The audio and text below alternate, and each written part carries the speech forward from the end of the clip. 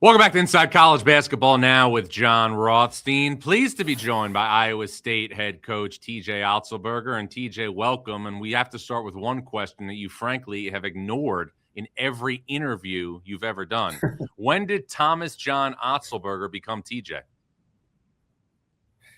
It's pretty early on. I think, my parents called me that before I got into kindergarten into school. And then once it gets to a point in time where you have to write Otzelberger as your last name, you're trying to figure out every which way you can to simplify the front end to have less letters. So TJ made it a lot more simple. And when did TJ know that he wanted to be a basketball coach? It's really a credit to the coaches I played for, because my high school coach means a lot to me. My college coach meant a lot to me. And when I finished playing in college, my high school coach, I got a business degree. I had thought about getting into like commercial real estate. And my high school coach said, "Hey, I think you need to trust me on this and come be my junior varsity coach." And it was something that I really hadn't thought of. I wasn't sure it could be a career path, didn't really have tremendous confidence. And he just said, "Look, this is something I know you were meant to do, and I'm asking that you trust me." So I went to night school, finished my master's degree so I could get in and be a high school business teacher. And after the first year, I was hooked. First year as a JV coach and assistant varsity coach. Love teaching, love the relationships with the guys, love being part of a team. And here we are. Yeah, and that obviously all led you to a year at Chipola Junior College, and then you made a massive, massive jump when you went to Iowa State with Greg McDermott. How did TJ Otzelberger get from Chipola Junior College to Iowa State? Well, Greg McDermott and I had a relationship that went back many years. He was actually the first coach to recruit me out of high school, and he was at a Division II school, Wayne State in Nebraska. Now, fortunately for his career and how well it's went, he didn't land me as a recruit, because maybe his career would have went in a vastly different direction. But at any rate, we had a connection. I'd worked camps for him at Northern Iowa. We'd stayed in communication. And, there was a time when I was working down at Chipola, and we made it to the national tournament, Hutchinson Junior College, and he and I and some friends had dinner together, and you could just tell there was a connection. He was looking for somebody on his staff with maybe some different ties to junior college and different area than maybe what he had on staff at Northern Iowa. And we had always stayed in contact. And so really fortunate, and it was extremely humbling for me to be offered a job to come to Iowa State as an assistant coach at a time when I knew my resume. I hadn't proven that I belonged at this level or deserved an opportunity at this level. And so it's always been a tremendous amount of loyalty and respect I've had for Coach McDermott for taking a chance on me, when I hadn't done anything. So that's 2006. A decade later, after a couple of assistant spots, you moved to be a head coach at South Dakota State, which led to UNLV and obviously has led to Iowa State. When you went from an assistant to a head coach in Division I, what are the biggest things that you learned about being a head coach that you didn't know prior? Well, I think the number one thing you learn right away is that, everybody's watching you at all times, right? Like, especially in adversity. So you can feel everyone's energy saying, does this guy actually know what he's talking about? Does he believe the things he's saying to us? Does he live out the things that he's saying to us? And so you can always feel that energy. And I think, my first year at South Dakota State, we didn't start the year off doing so well. The coach that was there prior, Scott Nagy, had done a tremendous job, and we inherited a good team. But for whatever reason, the first half of the season didn't go our way, and we were trying to figure some things out. And I think we all learn, I think, when you're put your back against the wall, when adversity sets in. And I think for me, the biggest thing was just, always knowing that, you've got to be credible in the things you're saying. You've got to be convicted to them. You've got to make sure that your team always sees your confidence and that your belief in what you're doing. And then I think it comes down to the relationships you build with those young people and the trust they have in you. And so I think all those things, nobody can prepare you for it. There's things you can do to have an idea, but until you're thrust in that first opportunity, you just really don't know. And I'd say, I know for me, and this is probably true for many coaches, I felt like I had to prove myself. I had to prove I was worthy. I had to show I could coach the timeouts, the drills, run the practices, make the adjustments, all those things. And then sometimes you can overdo it because Yeah. you have coaching staffs, you have other resources, but it's that complex or the insecurity you have to prove that you can do it all. And so I think as we move forward 10 years later, we've learned a lot about, hiring great coaches and then trusting them and empowering them to do what they do well. And we're really fortunate now at Iowa State to have a tremendous staff that really works well together, gifted coaches and teachers that I know as the head coach, there's a lot of other responsibilities on my plate, and those guys take a lot off and are just excellent teachers and player development coaches. How does being the head coach at Iowa State differ from being the head coach at UNLV and the head coach at South Dakota State? Well, for me, the sense of pride in growing up in coaching at Iowa State for Greg McDermott, for Fred Hoiberg and Steve Prohm, and just knowing this program. Our athletics director, Jamie Pollard, was here when I first signed on. So to have somebody here that I've looked up to as a mentor for so long has been cool. And then to be at a place where my wife played, she attended school here. So I think for us, Iowa State is our spot. Like it's truly, it means a lot to us. It means a lot to raise our family here. We have tremendous gratitude for this opportunity just because of the history that we both have and the belief we have in how things are done here and what we can accomplish. Well, Iowa State, under your watch, has played in 4 NCAA tournaments, won 2 multiple Sweet 16s, and is now one of the best teams in the country this season at 16-1. As you reflect, why do you think your tenure has been filled with so much success at Iowa State? Well, I think anybody that's doing okay, it's attributable to all the people that are on the journey with you. And we've been really fortunate. I've already talked about our coaching staff. And again, I would take our staff up against any in the country when it comes down to evaluating the right guys for our program, developing those guys every day, and teaching the game of basketball. I think they're very gifted that way. That's certainly helped us. And then the young men that have come into our program, we believe that, we build our program on work habits, accountability, and discipline. And, there was a first group of guys like Isaiah Brockington and Gabe Kelscher and many more that came into this program and trusted us before we had ever accomplished anything. They had a belief in the vision that we had. And I think when you have young men that come in and set the example and set the standard, especially when it's your best players, the other guys follow suit. You can, as a coach, say, hey, look, this is what we're trying to do, and watch Isaiah Brockington over there do a closeout. Watch Gabe Kelscher, how he guards the dribble. And I think then other guys say, okay, we see how it's done, and we're going to follow suit. So we've been fortunate year in and year out to find guys that have tremendous work capacity, guys that want to get better, have great character, and the development part's really important to them. And as we focused on that, we have been fortunate to have some good seasons. And it's really been about, the people and the people doing the hard work every single day. So we have a lot of gratitude to the young men that have come in here and the families that have trusted us as well each and every day, because that's what's made the difference for us. TJ, what did you tell the team in the locker room the other night after the loss at Kansas? It's really, we win together and we lose together. So we won 16 games. Things were going, went well for us. Nothing, it wasn't perfect. There's certainly things, even in winning, that you can be better, things you can do better, things that get exposed.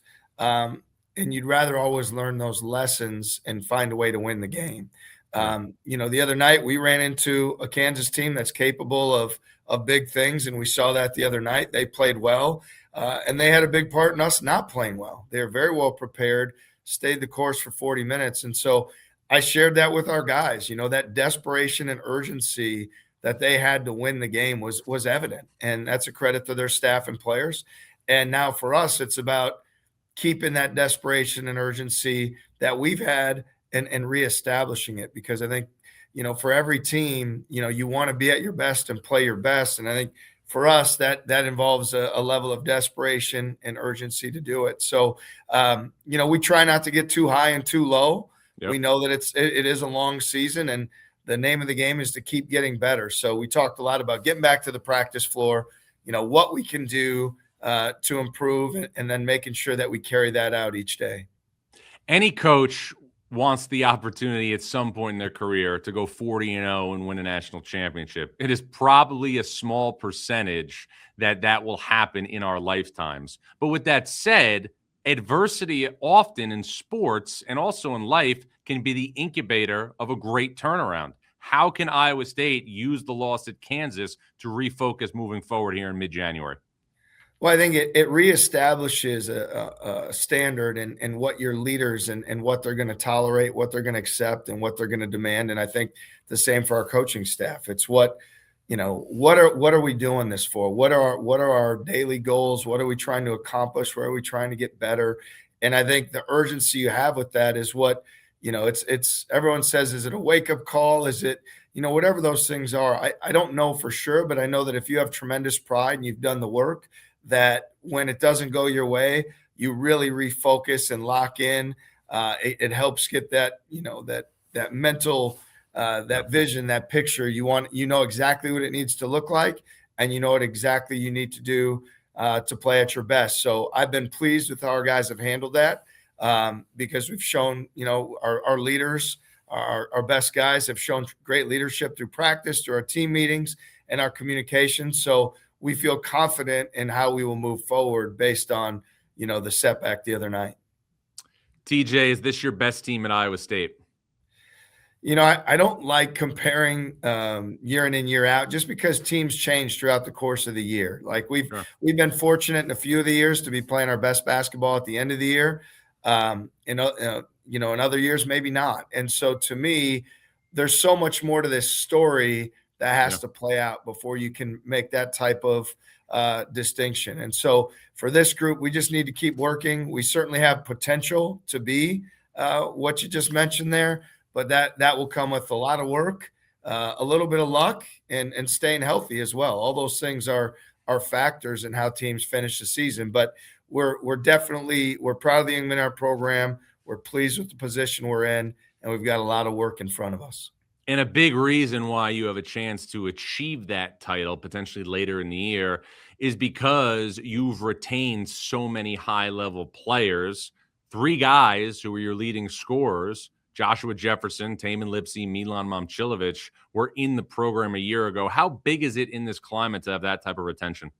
Yeah, it's so important. I mean, the continuity is important as anything. And I think you see that the teams that are able to keep their best players and continue to develop them, the success they're able to have. I know specifically in our program, guys make a big jump. I mean, Joshua's made a big jump from last year. Milan's made a big jump.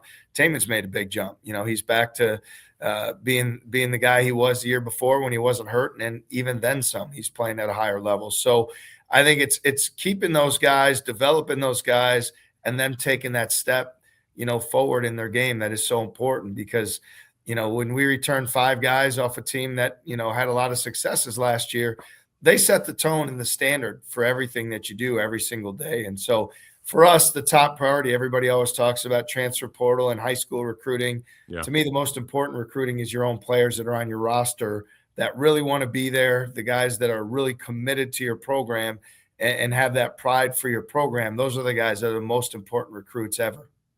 Did you see this significant of a jump coming for Jefferson, who has obviously separated himself as one of the best players in the sport? Well, when you see how he works, I mean, the commitment he made after the season last year in terms of his strength and conditioning, his mobility, his diet, nutrition, he's in amazing shape. His body's moving really well. He's getting off the floor quickly. He's explosive. He's put so much time into it. It's so important to him. He's a very bright young man. He sees the game a step ahead and offensively and defensively. And so for me, I'm always gonna, believe in guys or put my faith in the guys that put the time in, and it's really important to him. And you can tell with Joshua, like this really means something to him. It's the development means something, the winning means something, the accomplishing things. Like he is really someone that is driven to do well. You know, it's interesting. He has become so much part of the vernacular of the sport, and for good reason with how he's playing. It almost feels like Momcilovic is not getting the amount of attention and credit for his efficiency. Is he a little bit underrated from a national perspective? Maybe because Jefferson's been so good? Absolutely. I think he's made so much progress. I mean, defensively, he's vastly improved. He's rebounding the ball well. He's offensively, he's attacking closeouts. He's cutting. He's making plays off the bounce. He's always been a prolific shooter and a terrific shooter. Obviously, the number and the percentage this year is far north of what it had been in years past. And again, there's nobody that puts more time in than Milan in terms of working on their game, developing their shot, working on solutions in the course of the game to be successful. I think that's really where he's taken a huge step is, coming in every game that people are going to try to take his threes away. They're going to try to be physical with them. All these things are going to happen, but he's very opportunistic right now. If you one time in transition, he'll catch you. One time off an offensive rebound, he'll get it. And he's not afraid to attack closeouts and cut and go score the ball at the rim as well if he really tried to take his threes away. So just a very complete basketball player. And to your point, somebody that if Joshua wasn't having the remarkable season that he was, I'm sure Milan would be getting more attention. You're stoic on the sidelines in wins and losses, big leads, obviously large deficits. You are stoic. It's like nothing can break you. But I'm curious, what is it going to be like for TJ Otzelberger when he gets up and goes to Hilton Coliseum for Tamin Lipsey Senior Day? Yeah, that one we'll have to think about a little bit as it gets closer, because that will be an emotional night for a lot of people. Certainly me being one of them. He's meant so much to me personally. He means so much to our program. He's done so much for us. And you think about the backbone of our program for the last 4 seasons. And again, a guy who was committed to us before we even, had coached a single game here. So Tamin means the world to me. He's a remarkable young man.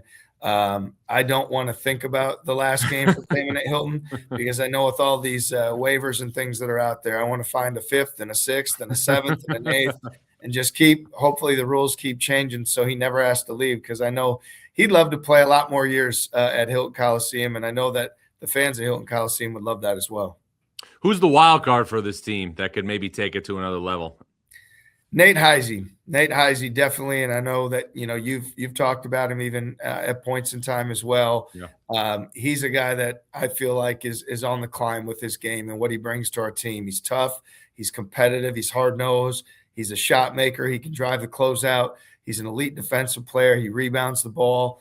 He's someone I have tremendous confidence in, and I think it's going to be important for our team. His personality, his toughness, and the grit that he brings every single day, he takes our team to another level. So we're really looking for him to continue stepping up for us. TJ, the goal of any coach or anybody in a competitive profession is to measure yourself against the best. So for somebody now who has been in this conference for a half decade, what is it like to be a head coach in the Big 12?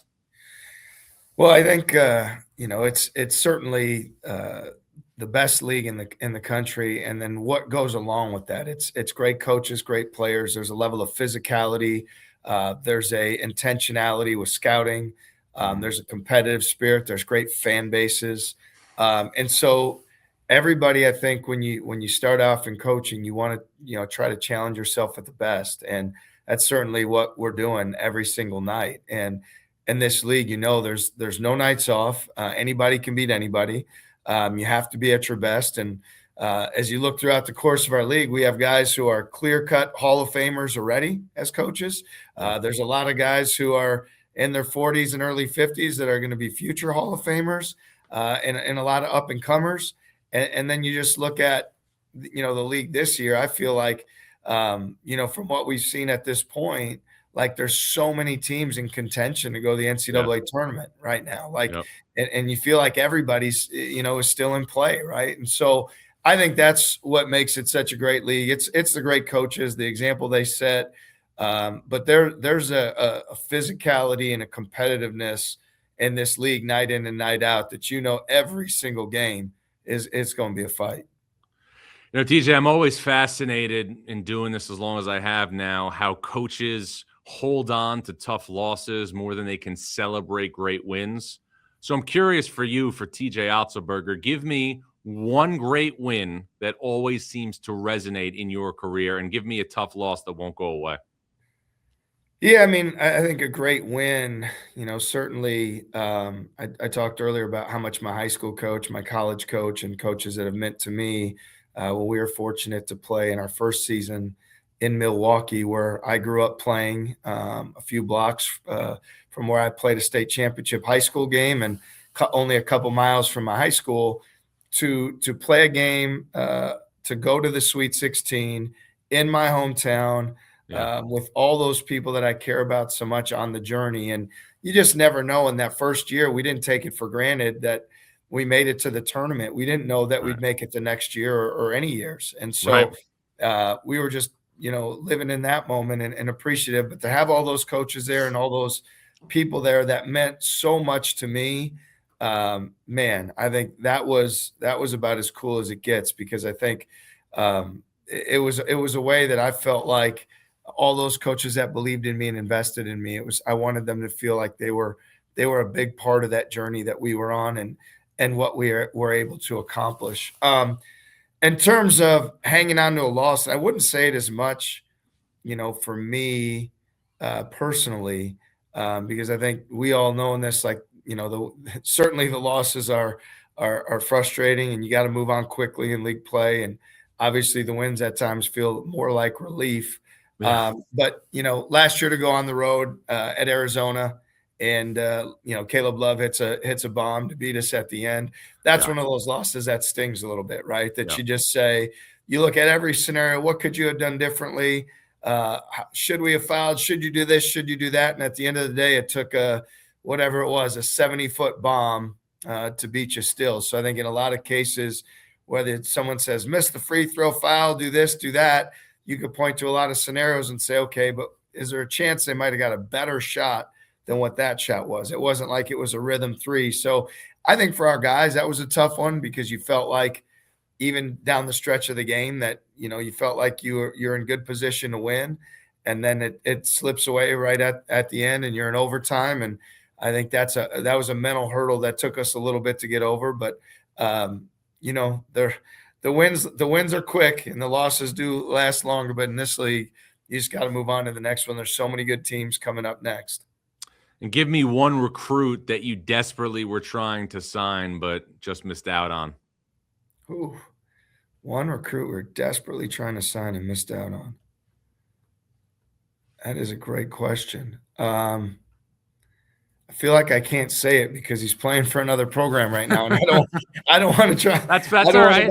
I don't want to violate any recruiting rules, and the coaching plays for our respect. So I'm regrettably going to have to plead the fifth on this one, because the first guy and the second guy that come to my mind are playing elsewhere, and I don't want to start recruiting guys before the portal's open.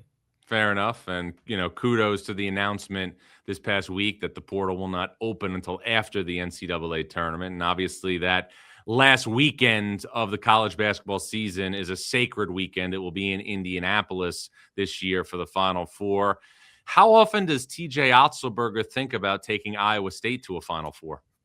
Yeah, as cool as it would be, and as much of an honor as that would be as well, like, you want that so badly for your players. You want them to have that experience. It's something that I know would stay with them for the rest of their lives, and truly be rewarding. And at the same time, we look at, to accomplish something as amazing as that, it's really going to be about our work habits every day, our togetherness.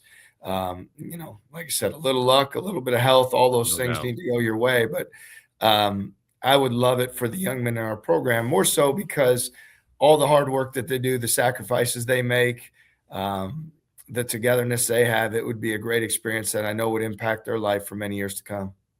Well, you've already established yourself as one of the best teams in the country this year. And you had, in my opinion, one of the best wins we've seen in a long time, not just because you won, but the way you won when you dominated Purdue on December 6th.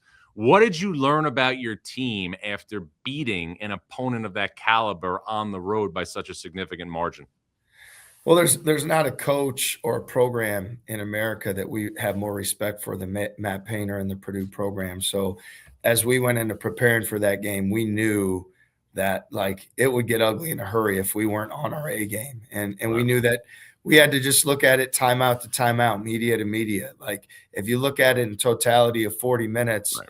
the odds of Purdue not winning at Mackey Arena that are significantly stacked against you. And so Right. we tried to just focus on each possession, make sure we get our defense set, be in position to guard their, probably or are the most elite offensive team in the country, the way that they pass it, shoot it, execute, just great players, coaches.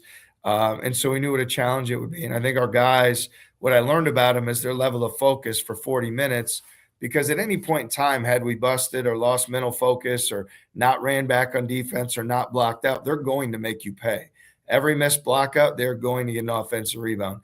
Every transition attempt, they're going to get a great shot. And so, for us, we were fortunate to make some shots.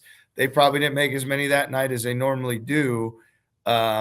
But what I learned about our group is that we can go on the road and be successful, and we can play in a tough environment. And look, that's important that you prove that to yourself. And at the same time, you know how challenging it is to win on the road anywhere, especially Yep. in league play. So that was just on our side, a perfect storm of us keeping our focus for 40 minutes, playing together, taking good shots, and a little luck involved too with our opponent not shooting as well as they normally do.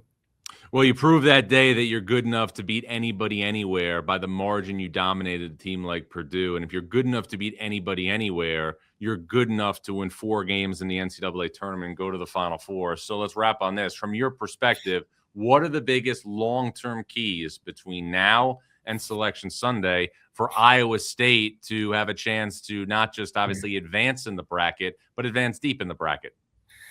Yeah, I think for us, it's, as the year goes on, you have to continue to reinvent your team. And for us, more than anything, offensively, it's just ways we score and how do we go about doing that. Knowing now that everyone's going to play Milan a certain way, knowing that everybody's going to bring help when Joshua Jefferson has the ball in space, knowing that this is how you're going to guard Tamin Lipsey. So we have a more clear picture of what we're going to be up against in terms of game planning from our opponents. And now it's getting really good in practice playing against that game plan. I think outside of league play, offensively, when we entered league play, we were among the top 5 or 6 offenses in the country and really had done a great job, scoring the basketball consistently. We're averaging 91 points a game. And then you get into league play and, great teams, great players, great plans, like all these things. And, now there's times that offensively we've had to work through some stretches that have been challenging for us. And I think it's being able to get through those stretches and not let it impact your defensive intensity is really important. I think a commitment to offensive rebounding when you're not shooting the ball well and finding ways to still be efficient is important. And so I think for us, that's where the challenge lies more so than anything, is just being really good at mentally playing through those stretches and being able to still hang our hat on our defense and get the stops. That's going to be important. And then I think, look, we've got 3 freshmen as part of our rotation, right? Jamarian Bateman, Killian Torre, and Dominicus Plata. And those guys, they don't play like freshmen. They're very mature young men, and they're competitive. So I think a big part too is they all have huge upside. Their ability to continue to improve through the course of the season, because they bring a lot to the table for our group. And I think for them, some of these experiences are new experiences. Now we've had a couple conference road games, non-conference road game, so they're getting their feet wet. But I think their continued development is going to be a big part of our team's success as we move forward this season. Well, TJ, it's going to be a lot of fun to cover. Appreciate a couple minutes. Know how busy you are. All the best moving forward. And as always, look forward to staying connected along the way. I appreciate it, my man. Thanks a lot, John. You got it. That's Iowa State head coach TJ Otzelberger. I'm Jon Rothstein, and this is Inside College Basketball Now.